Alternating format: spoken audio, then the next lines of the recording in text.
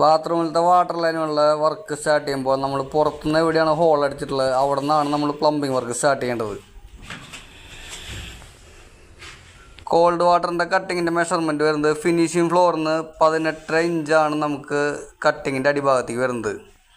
ആ കട്ടിങ്ങിൽ നിന്ന് 4 inch ഇറങ്ങിയിട്ടാണ് hot വാട്ടറിൻ്റെ കട്ടിങ്ങിൻ്റെ ടോപ്പ് വരുന്നത്.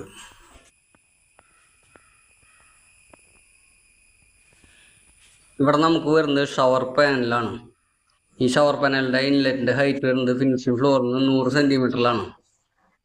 ലെഫ്റ്റ് സൈഡിലാണ് നമ്മൾ ഹോട്ട് വാട്ടർ കൊടുക്കേണ്ടത്, അതുപോലെ റൈറ്റ് സൈഡിൽ കോൾഡ് വാട്ടർ.